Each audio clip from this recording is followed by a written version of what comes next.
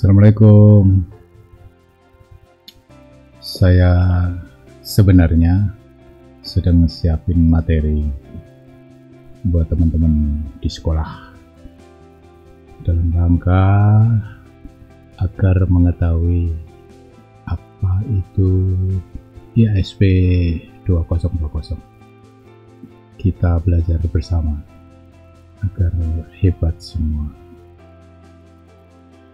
Namun begitu, kemarin saya baru ikut sosialisasi tentang itu. Ternyata ada perubahan. Seperti yang bergerak-gerak ini. Kemarin-kemarin setiap bicara IASP, kita tidak terlepas dari 7 aspek. Namun begitu, itu tidak lagi 7 aspek.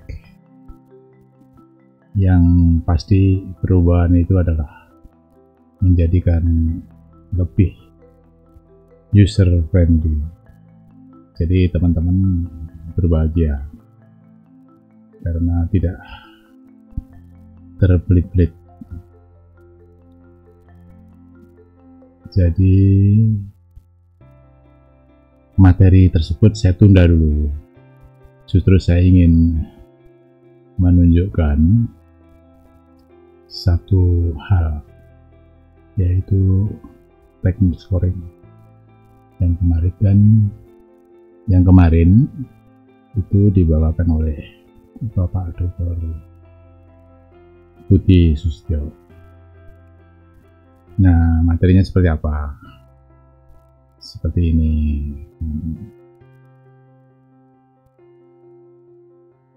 Ini materinya. Materinya seperti ini.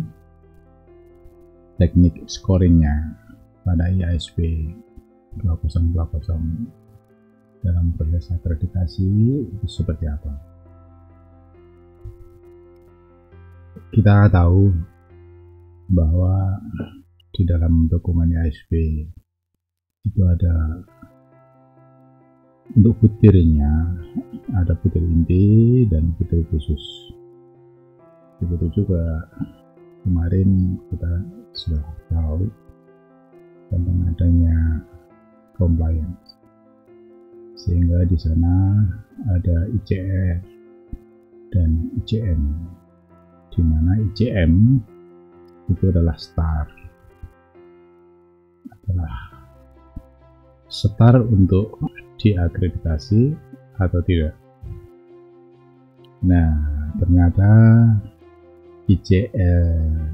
ICM itu pun nama berubah karena berusaha untuk Indonesia bahasa. Seperti ICR itu menjadi IPF, indikator pemenuhan relatif. Dalam proses scoringnya itu nanti mendukung 15%, sedangkan indikator kinerja itu 85%. Ya, kita harus tahu bahwa ini karena perubahannya dari compliance base menjadi performance base, sehingga kinerja yang lebih diutamakan. Nah, prosesnya untuk scoring berarti 2 hal ini. Seperti apa kalau saya teruskan? Pertama, kita tahu bahwa SM, sekolah madrasah, itu jenjangnya ada SDNI, SNTMTS, SMA, SMK, MAK, dan SLB, MLB. Nah, untuk butir khusus IPN itu seperti ini, Bapak Ibu. SDNI ada 8, SMP 9, SMA 9, SMA 9. Skor butir maksimumnya 4. Seperti ini, setiap butir memiliki 4 level jawaban, 4, 3, berarti skor butir maksimumnya adalah 4. Untuk perhitungan lebih lanjut, di sini harus dicari atau ditentukan skor IPR maksimum. Nah, ini didapat dari 8 kali 4 gitu. Nanti SD ini ada contohnya, begitu juga SMP ini. Nah, ini untuk mendapatkan di sini skor IPR. Untuk mendapatkan skor untuk IPR-nya, rumusnya ini Bapak Ibu. Jumlah skor perolehan butir IPR, maksudnya ini adalah ke 1, kalau untuk SD ya SD, dibagi skor IPR maksimum kali 100, maksudnya seperti itu. Mudah kan? Jadi perolehannya tadi dibagi skor maksimumnya dikali 100, itu didapat skor IPR-nya. Yang panjang nanti adalah untuk mendapatkan kinerja ini. Ini contohnya SD ada 8. Jadi SD tadi kan ada 8. Di sini contohnya butir 1, pernyataannya seperti ini, perolehannya 4, 2, 3, berikutnya ini. Nah, perolehan tadi dijumlahkan, hasilnya 25, sehingga skor IPR-nya didapat dari 25 dibagi 32 kali 100. Kenapa 32? Di sini karena maksimumnya adalah 32. Rumusnya ini mudah. Sekarang kinerja, scoring untuk indikator kinerja. Setiap butir bobotnya sama, ini juga sama. Jumlah butir kinerja tergantung pada jenjang. Ya. Nah, ini kita semua tahu bahwa pada ISP itu ada 4 komponen: mutu lulusan, proses pembelajaran, mutu guru, manajemen FM. Bobotnya untuk mutu lulusan itu 25, pembelajaran 29, mutu guru 18, manajemen 18. Nah, sini nanti akan didapat jumlah butir inti plus kekhususan. Kita tahu bahwa butirnya ada butir inti dan butir kekhususan. Di sini misalkan untuk SD, mutu lulusan 11, proses pembelajaran 7, mutu guru 5, manajemen 13. Jumlahnya adalah 35.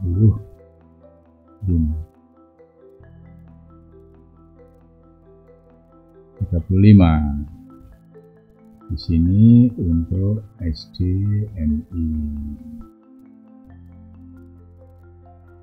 Sini kalau saya lanjutkan, Bapak Ibu, ini ada rumusan jumlah skor komponen maksimum hat kalikan jumlah butir komponen. Jadi skor maksimumnya adalah menjumlahkan ini 4 dikalikan jumlah butir komponen. Kalau saya teruskan ini. Jadi seperti tadi SD 11, 7, 5, 13, sehingga jumlah komponennya adalah kalikan tadi, kalikan 4, karena maksimumnya 4 ini. Hasilnya seperti ini. Begitu juga dengan SMP, SMA.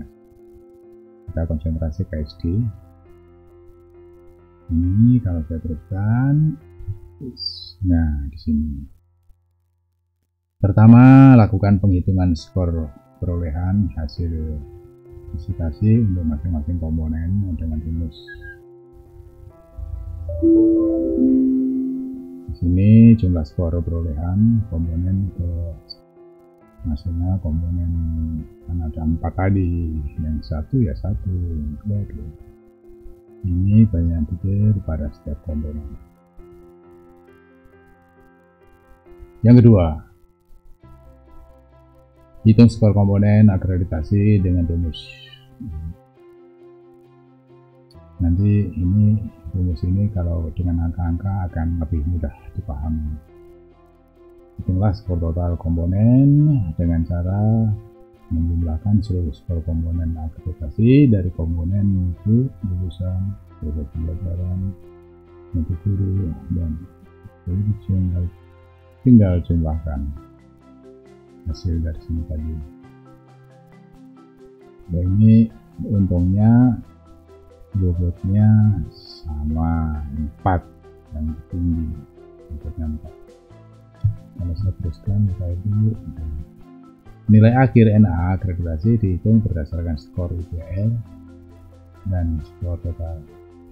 Nanti perolehannya NA-nya adalah 0,15 sesuai yang pertama tadi dikalikan skor UPR dan 0,85 dikalikan skor total komponen. Ingat, total komponen. Jadi di sini hasil dari sini tadi untuk dibawa sini. Nah, contoh nanti hasilnya akan seperti ini.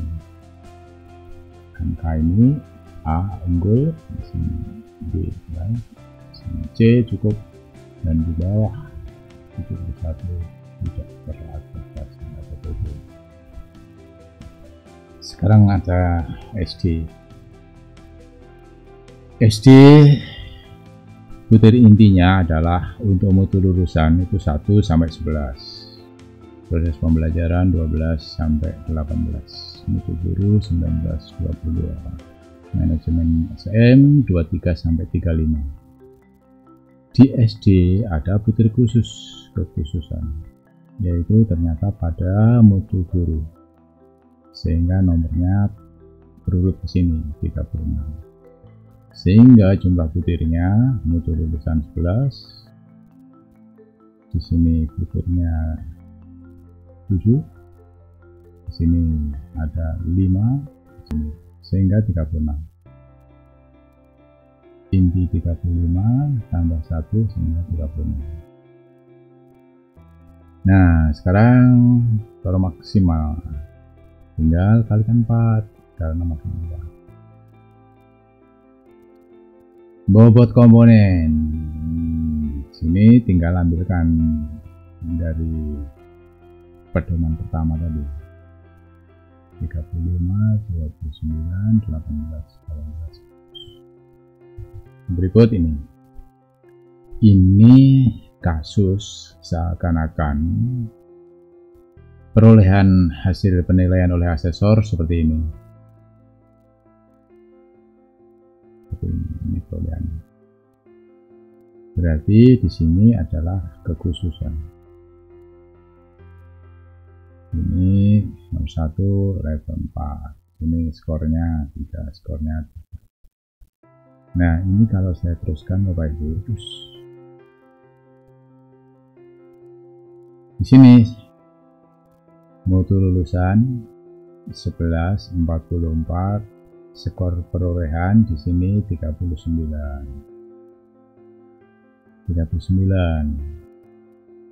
Ingat ini harga mati. Ingat ini harga mati. Sementara di sini adalah tergantung dari butirnya ini. Sehingga perolehannya seperti ini 39. Begitu juga ini 21, ini 17, sehingga skor komponennya ini perolehan.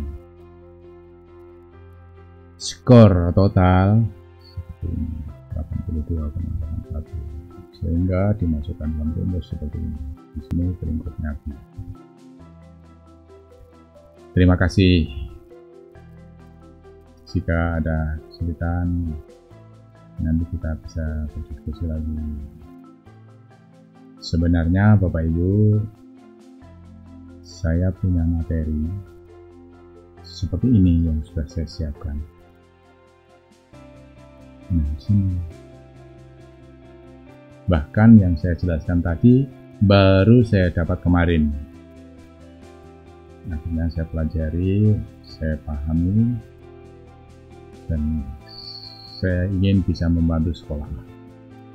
Bagaimana caranya rumus-rumus tadi dimasukkan dalam Excel sehingga menjadi pedoman.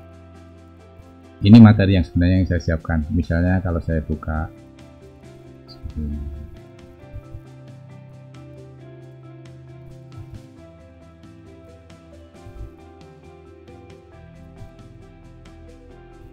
Ini asik sebenarnya kalau saya jelaskan, tapi dalam hal ini biarlah saya tunda dulu. Nanti tiba saatnya saya akan menjelaskan ini. Banyak ini slide-nya. Kalau saya kembali misalkan aspek dalam, nah di sini ada perubahan. Nanti tidak ada ini lagi, tidak ada ini lagi, langsung pernyataan, tidak ada ini, tidak ada. Tapi ingat, perubahan di sini lebih singkat, tapi teman-teman asesor dituntut tetap profesional dalam memberi judgement.